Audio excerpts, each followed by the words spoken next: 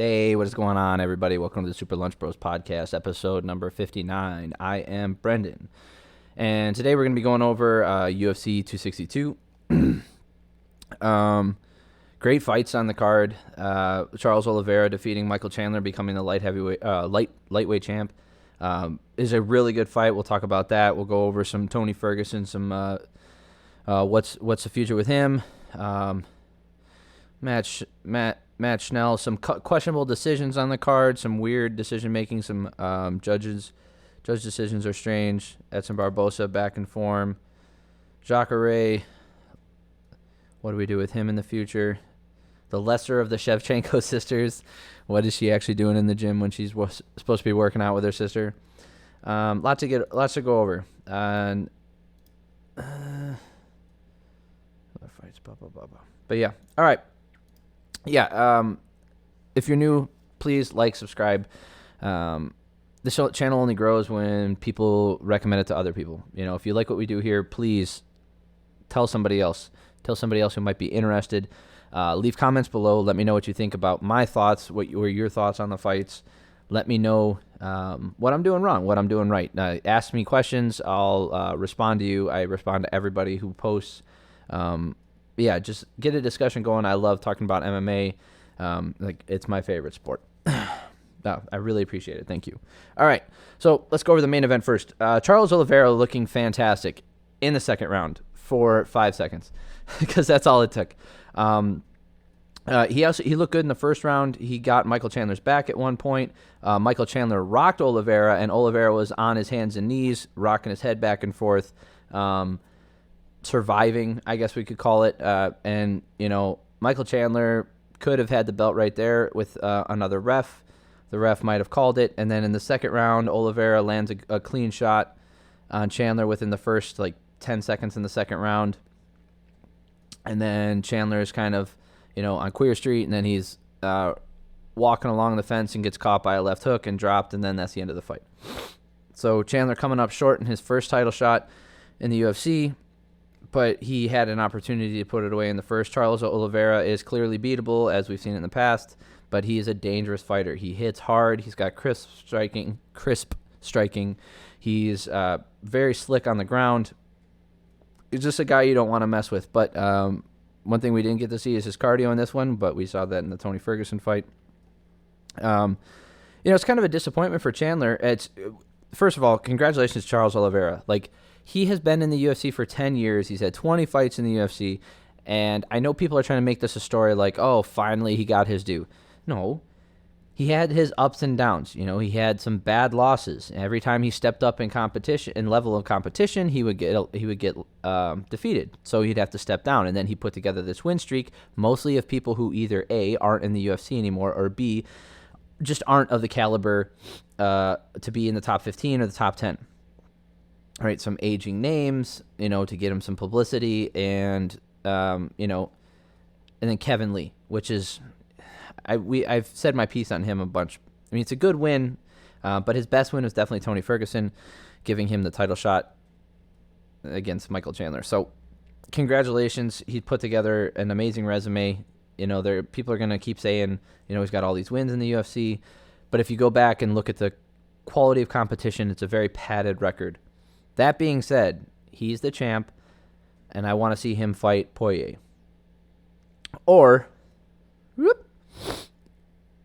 So Michael Chandler gets a loss right here. It's unfortunate for him.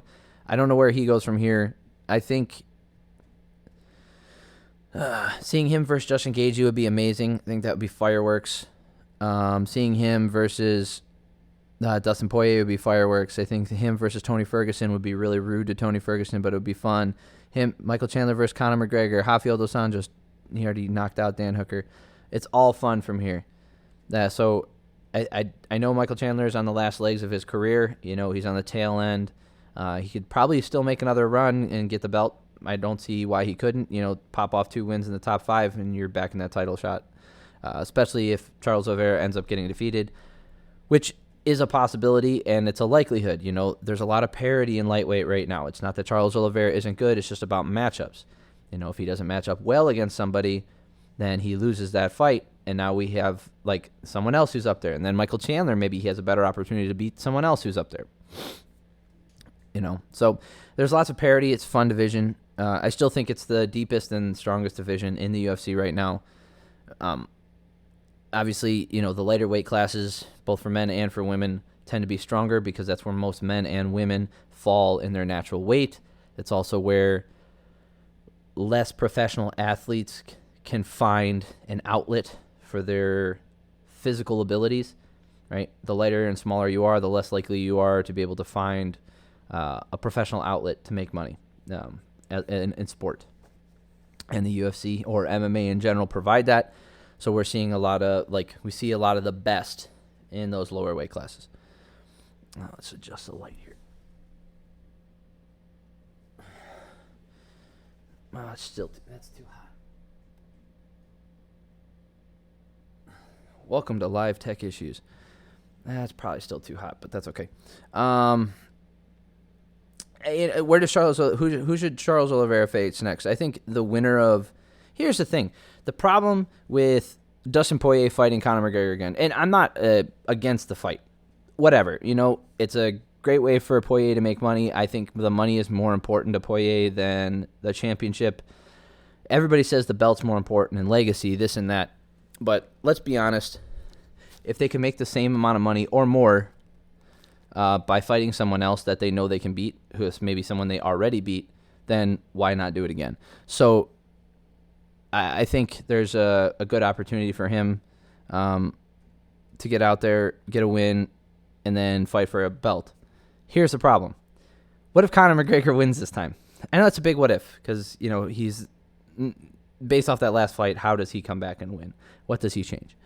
But that being said, what happens if he does win? Is Conor McGregor getting the next title shot?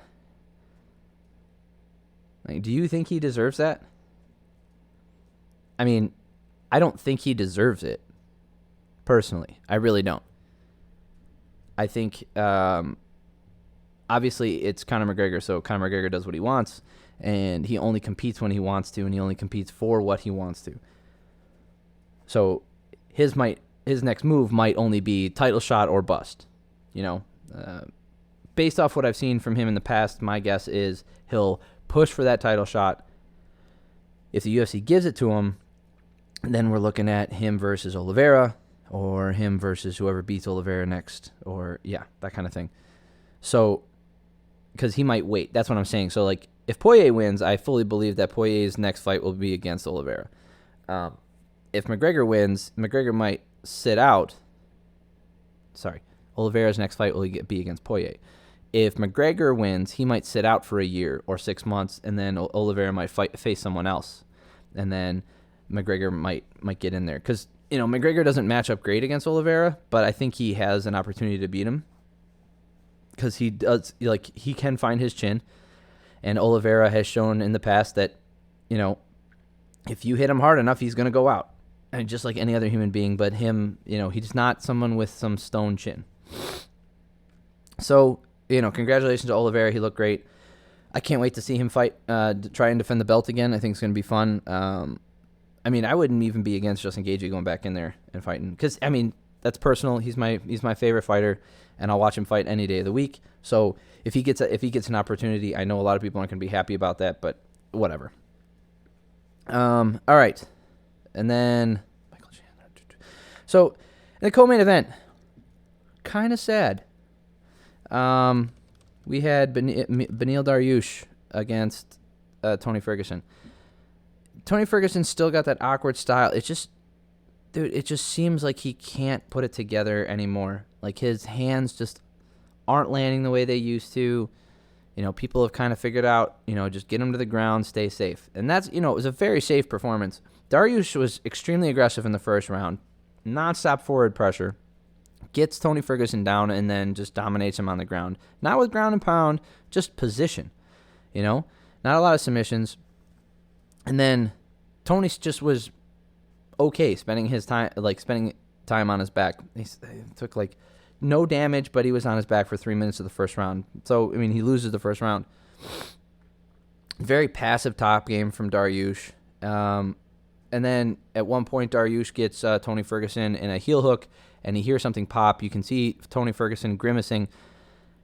The dude's just not going to tap. Darush spoke to it afterwards. He called him a zombie. He's like, that guy is just out of this world tough. I think Tony Ferguson's still a rough go. Because if you don't realize, if you're not, hip to who Benil Darush is, he's an insane grappler with all kinds of jiu-jitsu credentials, both gi and no gi, but especially no gi. And he's quietly been on a run. And this is what's interesting. He's on a 7-fight win streak, of which his last one was Tony Ferguson. Sound familiar? Charles Oliveira? But not one person has been screaming for Darush to get a title shot next. Why? What's the difference between him and Charles Oliveira? I would argue that Darush's level of competition has matched or exceeded Oliveira's in that run. I don't see a significant difference in their difficulty of schedule. And Darush has put on the same performance, with 7 wins, with KOs, submissions. Yeah, KOs, submission. He's mixed it up. He's had two submissions, 2 knockouts, and 3 decisions. I don't see why he's not being touted as like the next guy. He's ranked number 9, and this is what happened. This is what I'm saying. Oliveira was ranked number 7 or number 9 or something like that, and then he beat Ferguson, and then he jumped up. So Darush should get the same treatment. I know Ferguson is on a 3-fight losing streak. We'll get to that in a second. But I spoke to this the last time Darush fought, when he fought Diego Ferreira. Why is there nobody clamoring for him to get a title shot? And I'm not on his side versus Oliveira or Oliveira versus Darush. What I'm saying is, where the outcry of MMA purists saying like, oh, the Oliveira's getting passed over and he deserves a title shot and this and that, which I think he earned it when he got it. I think what happened in the proper order for him. I don't think he was given an opportunity he didn't deserve, and I don't think he was passed over when he deserved an opportunity. I think he got his title shot when he deserved to get it. I thought it was very good timing. I think he earned it, and I don't have a problem with how that happened. And he's worked very hard to get where he is. Darush has put in the exact same work, had the exact same caliber of opposition. Yes, I understand he didn't beat a Kevin Lee before he beat Tony Ferguson. But have you seen Kevin Lee? Like, yes, he'll go out there and knock out Gregor Gillespie, but he'll gas out against Oliveira. It's just, and I understand Oliveira's the champ, so he's really good, and I get that. But give Darush the same treatment you gave to Oliveira. Let's hear the outcry. Let's hear the push to get him into title contention, and if not, the next title shot. They fought on the same card, they had the same the same record, and they beat the same guy before they would be earning their title shot. So I think not only is it poetic, but it makes sense to me that Darush could get his title shot next. Do I think that happens? No. But where is the push? Where is the diehards when it comes to Darush? I don't get it. I don't. Normally I can kind of pick up like why people are popular, why there's this outcry, why there's this underground movement for a fighter, and I can kind of pick up on why people are feeling that way. I don't know why everybody got behind Oliveira and nobody got behind Darush. Is it because of the way the announcers talk about him? The way they pump up Oliveira, but they don't pump up Darush? Or, I mean, they did in this Ferguson fight. So, I don't know. I wouldn't... The same thing goes for everybody who I said Michael Chandler could be facing. I think Darush could face. Darush versus Gaethje's fun. Darush versus Michael Chandler. That's fine with me. Darush versus Conor McGregor is never going to happen unless he's the champ and he has to go through him. Rafael dos Anjos is a fun fight. Dan Hooker, I don't see why, because Darush should bounce ahead of all these people. Tony Ferguson was ranked number 5. I think Darush is probably going to move up. I would even have him number 5. I mean, I wouldn't mind him being bumped ahead of Conor McGregor at this point, based off of lack of activity and Conor McGregor's last performance. Yeah. And it's for Tony Ferguson. I don't know what we do. What do you do with Tony Ferguson at this point? I don't think he's shot. I think Darush is a great opponent, but I also it's hard to tell when you've been at the top for so long whether people are just getting that good or your time is up. Because if you go back, I still, for my money, Tony Ferguson's probably one of the best lightweights ever to not win a belt. I still, like, him versus Khabib in their primes, I still don't know who wins that fight. I know you can, hindsight's 2020, and all y'all you can go look at his recent fights like, oh, Khabib would have just dominated him on the ground. If you can tell me that the last 2 Tony Ferguson fights looked like Tony Ferguson of 5 years ago or 4 years ago, you're high. Come on now. Maybe it was the Gaethje fight. Doing those 2 weight cuts, remember? Those 2 weight cuts back to back, taking the amount of damage he did. Like, he took a lot of damage in that Gaethje fight. That might have changed it, man. I don't know if the game has caught up to him or he's getting slower and he just can't keep up anymore. And it could be a combination of both. Yeah, because, like, are people rising up? Is Darush making that much better decisions? Is he making improvements fight to fight? Is Oliveira that much better? Obviously, Oliveira's the champ now, so that loss doesn't look so bad now, does it? Gaethje fought for the belt. So that loss doesn't look so bad, does it? And Darush, if he was given a title shot, I know that people would be like, how does he deserve it? But it would have been the exact same circumstances in which Oliveira was given the title shot. So what I'm saying is he could get the next title shot. So Tony Ferguson lost to 3 people who get a title shot right after him, and one of those guys won the belt so far. So that's nothing to, like, turn your nose up at and be like, oh, he's washed. He might be.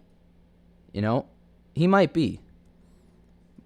Like, I still think the Tony Ferguson who was on that crazy win streak is El Kukui all day, one of the best lightweights of all time. He was the champ for me for the longest time. I think he beats Anthony Pettis in Anthony Pettis' prime. Obviously he beat them afterwards, but so I'm saying, like, he's beat all these guys who were champ or could have been champ and all this stuff, and he's just destroyed all of them. And yeah, now he's on a 3-fight losing streak, whatever. What I'm saying is, like, he was just never given that opportunity. Look what he did to Kevin Lee. Right, and I know Kevin Lee, not that great, but that was for the belt. The belt got taken away from him because he tripped on a cable. He was the champ for all intents and purposes. Because the champ couldn't fight. Because the champ was out for too long. Do I think Tony Ferguson could have beat Conor McGregor? Yeah. Do I think he could have beat out Eddie Alvarez? Yup. Do I think he could have beat Rafael dos Anjos? Mm-hmm. So I think he could have beat Pettis, dos Anjos, Conor McGregor, maybe Khabib.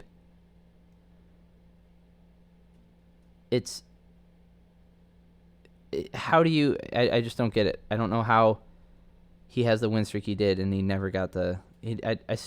People are jumping off the train too early, and I might be as well. I want to see Tony Ferguson keep fighting. I would just want to see him maybe take a step down in competition. I mentioned that last week for somebody else. I think taking a step down in competition, maybe facing somebody like, not a Dan Hooker, Maybe like a Gregor Gillespie, someone who's not known for, knocking people out. Drew Dober, Diego Ferreira, somewhere down in the lower in the top 15. I don't want to see him fighting Islam Makhachev. I'm done with putting these guys up and like letting them make their name off of Tony Ferguson. I think that's enough of that. We've seen 3 excellent fighters back to back, and he's been getting no favors. Great fight though, and like I'm talking about Tony Ferguson because like I said, in my opinion, he was the champ at 155 for so long. He could have beat all those people. He showed it. Like he has shown that it is possible that he could have been the champ. He just wasn't given the opportunity, even though he more than earned it.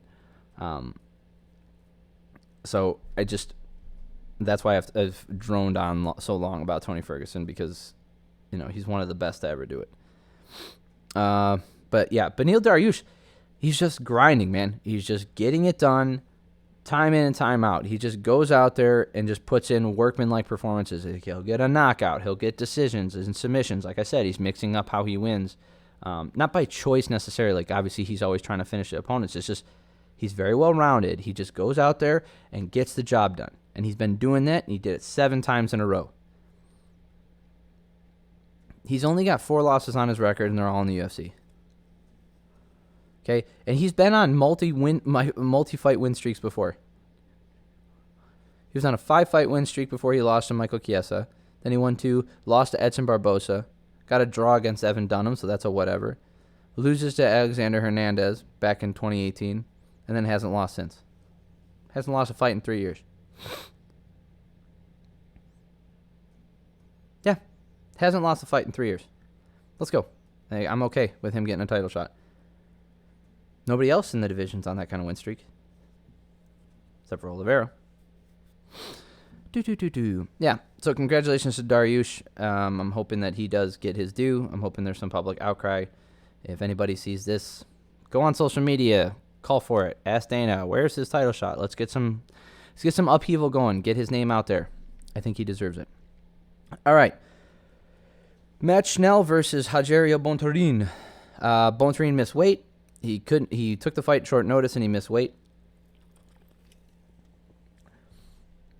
I know people make that excuse like, oh, well, he took it short notice, so he should get a pass. No, you don't. You don't get a pass. He didn't take the fight out of the goodness of his heart. Like, he's doing it for a reason. Money, being in the good graces of the UFC, opportunity, name recognition, being in the public eye. I don't have a problem when a guy misses weight one time.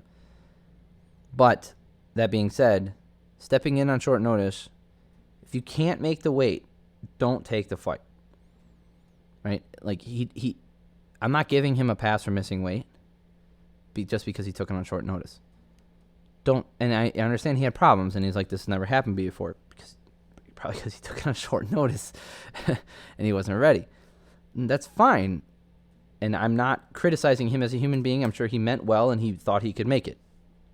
But you don't get a pass. It's still sanctioned cheating. I still have the exact same feelings about it that I did 5 years ago. Missing weight is cheating.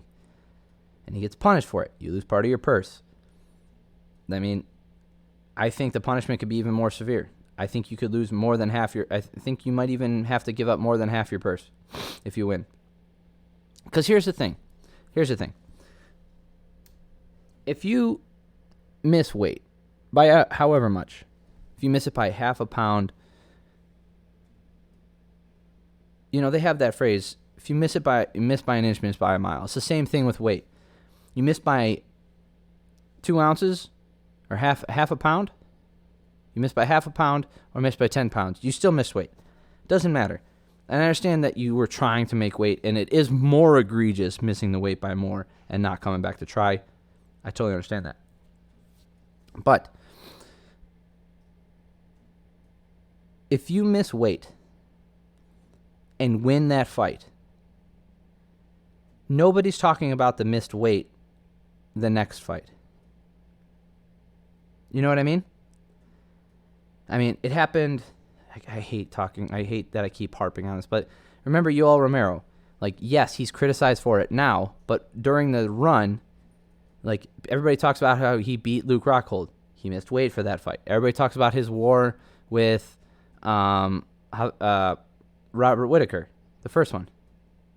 He missed weight, or the second one. He missed weight for that fight. He cheated. That's cheating. He's done it multiple times. That's what I'm saying, is nobody's talking about the missing weight except for on the tail end. Sometimes they might bring it up as a reason to why he was cut, because I've brought that up. I'm like, there's a reason why he was cut from the UFC. In this case, if you miss weight due to disease, personal issues, bad timing, bad diet, whatever it is, you're cheating. And if you win, no one cares. Eventually, your ranking goes up. You move on to the next opportunity because you got that win. And you get all of the positive, you get all the benefits without the negative of having to make that weight. And yeah, they'll punish you by taking a part of your purse. In the long run, it's a calculated advantage. If you miss weight, let's say you fight at lightweight, 155, and you always weigh in at 157. Like, yeah, I know that UFC will eventually, like, probably tell you to go up to welterweight, but let's say you miss weight every other fight or something like that, and you do it on purpose, just to keep enough weight on you to have an advantage. Like, you don't fully drain. Like, maybe you would be a true 165er or even a 160 pounder. You know, maybe that last 2 pounds for you is just something out of this world to get to. So you take a calculated risk by missing weight in order to gain that advantage. And you get the wins. And then all you have to do is make weight one time when you have the title shot. And then you get your champion. Did you make more or less money than the guy who made weight every time but had a couple losses? Are you more or less popular than the guy who went win-loss because he cut weight against you? And he made weight and you didn't because you cheated. That's why I think there should be a stiffer punishment. Not that I think it's an incentive, because there's very good research. You can go look at it. There's very good research that shows that negative reinforcement is not as effective as positive reinforcement over the long run, right? If you want chronic behavior to change, the best way to do it is with positive reinforcement, right? Obviously, you can still have negative reinforcement. You can still have punishments. But if you would like chronic change, long-term effective change for the good, positive reinforcement is the way to go. But in the meantime, you're taking away, one, that guy's win money in some commissions. So you have to give him but you'll give him a little bit back. But you're taking away his win money. You're taking away an opportunity for him to move up the rankings and possibly get a title shot eventually. You're taking his name out of the pool of contenders in general because he's on a loss. And you cheated. So yeah, I think it's not a punishment for you. It's giving him some financial support for the damage you did to his career because you cheated.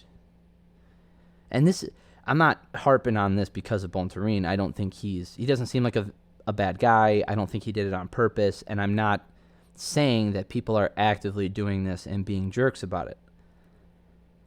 That being said, Schnell might, maybe that loss is what takes him out of the picture, fighting another top 15 guy, which was the fight that was going to put him in the top 5 and get him a chance at a title. Do you know what I mean? Now, do I think Bontorin could have beat Schnell if Bontorin made weight? Probably. He looked great.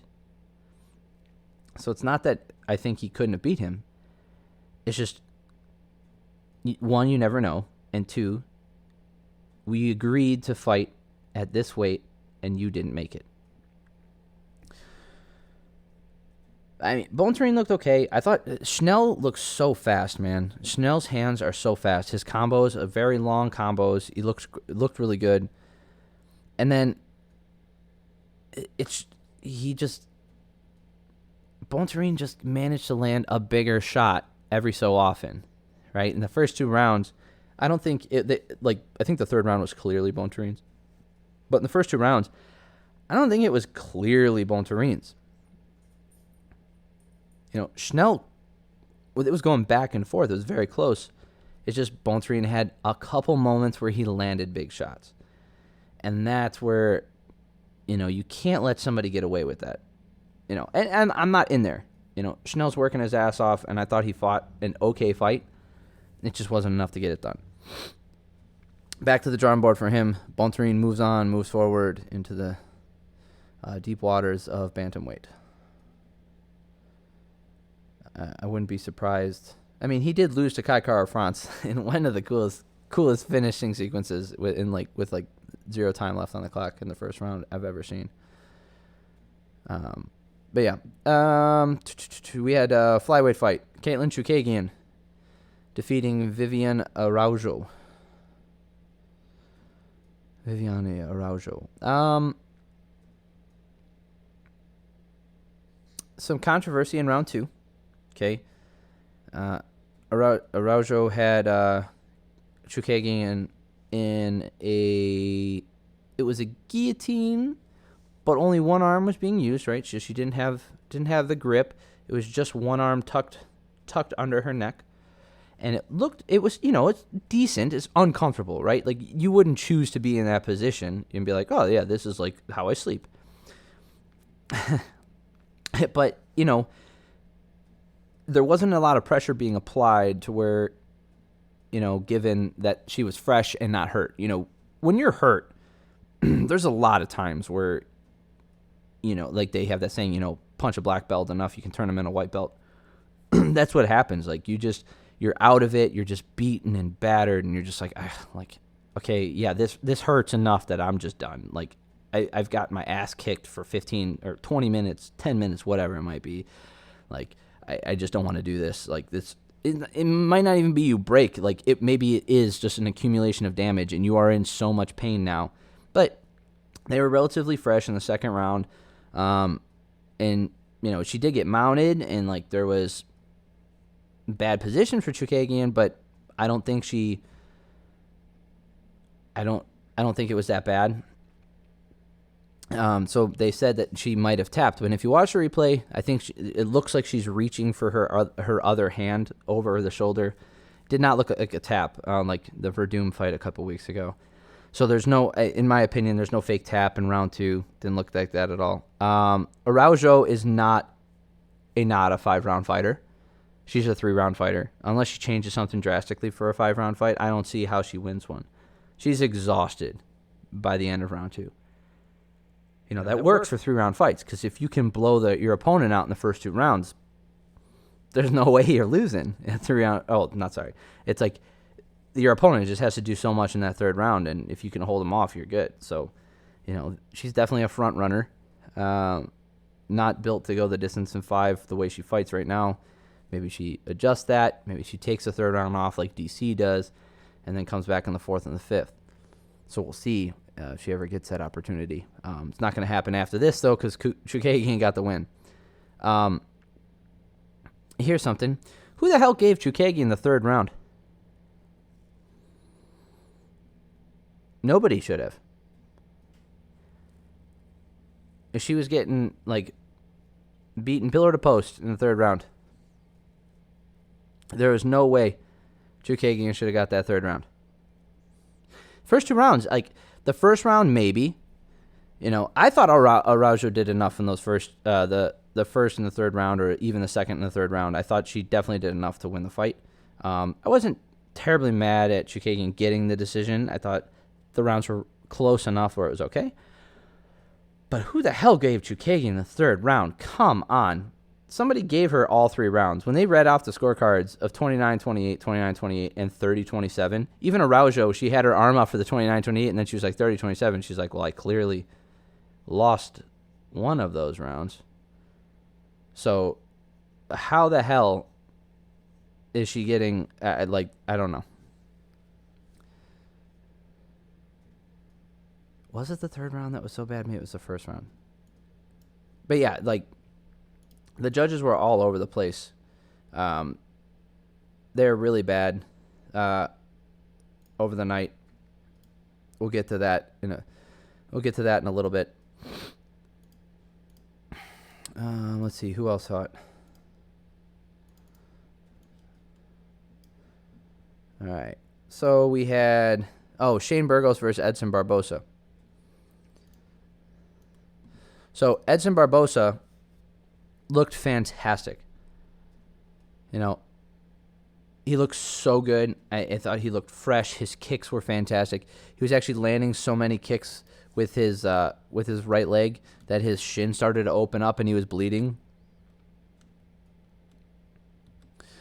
And it was really messing with him.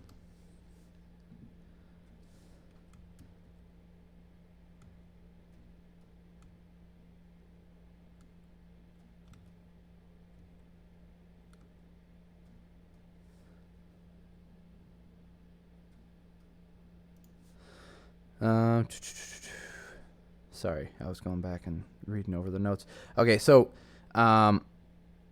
Burgos is going to age terribly in the UFC. He takes so much damage in these fights. He's a great boxer with crisp striking. He's just like, his defense is not so great. He just leans on his chin. And he held up for how many rounds of punishment? Yeah, like two rounds of punishment. 2 rounds in a minute of punishment there, which is crazy to me because he took a lot of big shots from Barbosa. Burgos was staggered a couple times. He took a spinning heel kick. It wasn't a clean one. A lot of shots to the body, a lot of shots to the leg, and the legs just were fine. His leg was fine, which is unbelievable. And Barbosa was looking smooth, and Burgos just didn't go away until the third round, and then Barbosa lands a good shot. I mean, he lands a good right hand, and then Burgos is sitting on his feet, and he's fine, and then all of a sudden he starts to lose his balance, and he starts falling backwards. I don't think there's anything controversial about it. I hope nobody thinks that. It was weird, but sometimes that happens, especially for someone like Burgos who clearly has a good poker face, because he was battered and beaten. I've used that too many times already, but he was getting beat up pretty bad, and I thought, his brain just couldn't fake it anymore. It was faking it for a couple seconds there, and it's like, we got this. I don't got this anymore. Dude, we got to sit down. And he faded and fell back into the fence.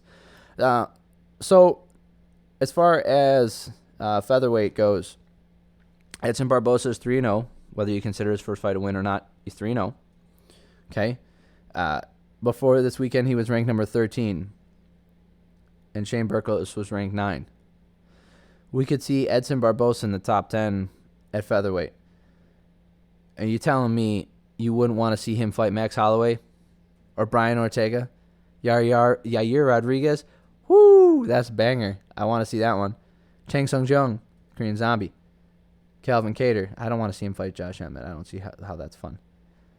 Arnold Allen, that's a good fight. But that's what I'm saying. I think Edson Barbosa could have a lot of fun fights here. Do I think he's going to be champ at featherweight? I stated this last year. I don't think so. But he looked really good against Shane Burgos. Even when he was getting pressured, I thought he stayed composed. He didn't wilt as he usually does. He looked really good physically. He didn't look diminished. He wasn't wafting around and falling over.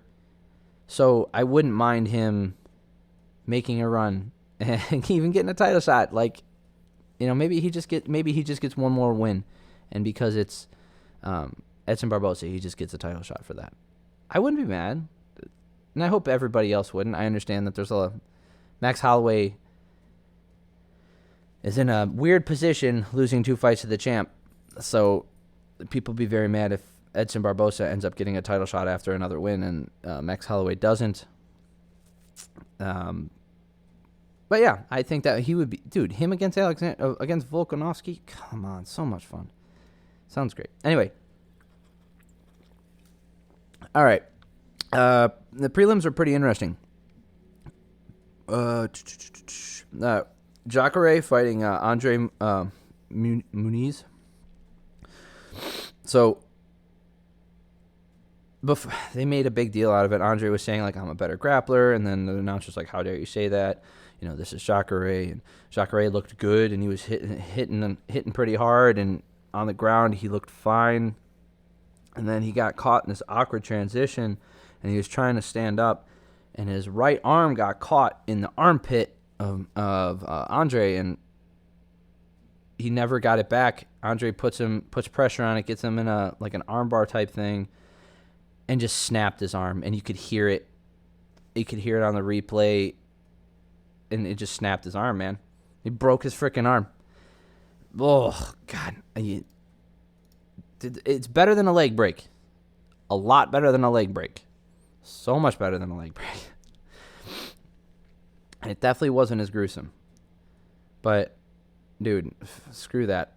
Ugh, I feel so bad for Souza. It's so bad. He got screwed out of his title shot because of bad judging, and, you know, he got caught up in the Robert Whittaker storm. You know, had he fought Luke Rockhold, I think he could have won. And then, you know, Whittaker still becomes a champ or whatever. Had he fought Michael Bisping, I thought he could have won. So he definitely could have been the UFC champ. You know, I know he was in Strikeforce, and I know he was a champ there. It's just, it's so unfortunate because, like, clearly he's way past his prime. This is not the Souza of old. It sucks that these older guys who clearly have enough wherewithal to win a fight and be smart about it suffer these horrific injuries like Weidman did. Like, what the hell is going on? Of all the ways to lose, like, I would rather watch a Frankie Edgar get knocked out by a flying knee than Souza break his arm. Do you know what I mean? Because, I mean, the knockout's bad, and then you can reevaluate and whatever, and, like, if I want to come back, I can. With the broken arm, like, you don't have a choice. You're not coming back for a very long time.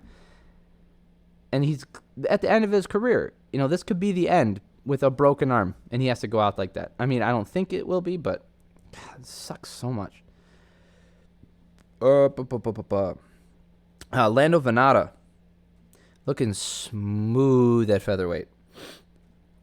Smooth at featherweight against Mike Grundy.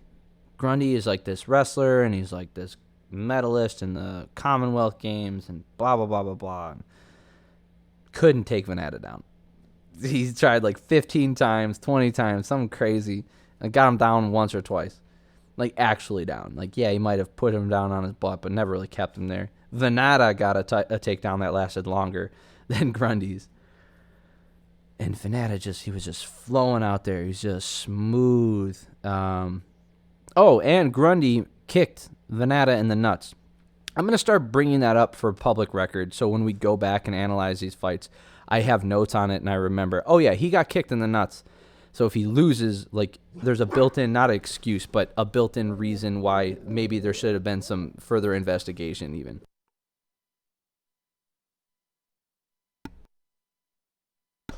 Dogs are going nuts.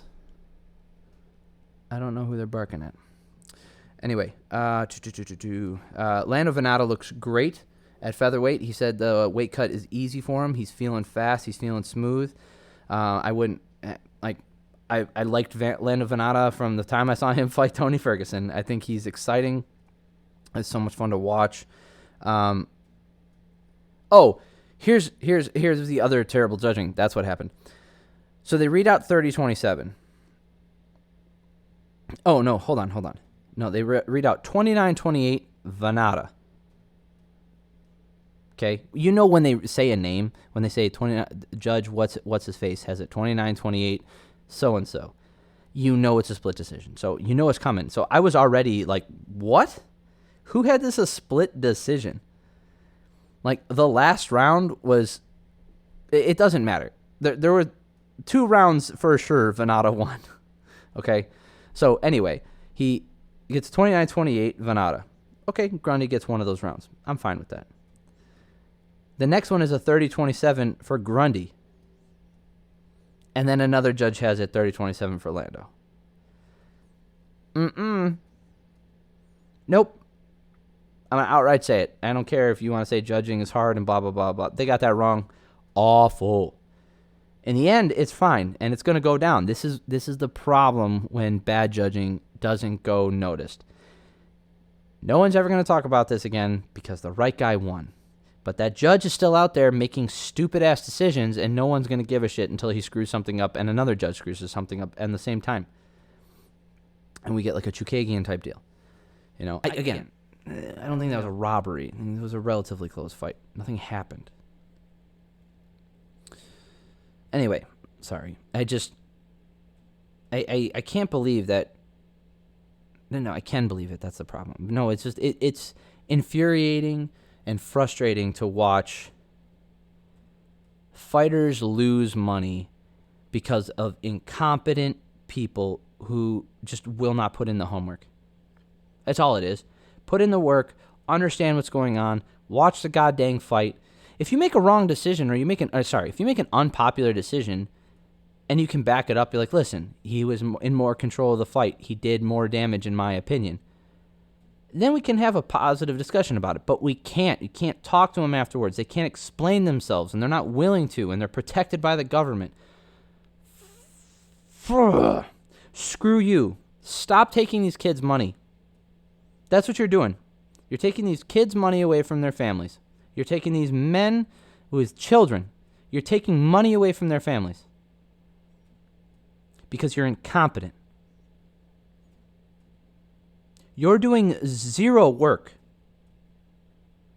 Your only job, in this case, I understand that they have other jobs. Your only job when you sit down is to watch that goddamn fight and understand what's happening.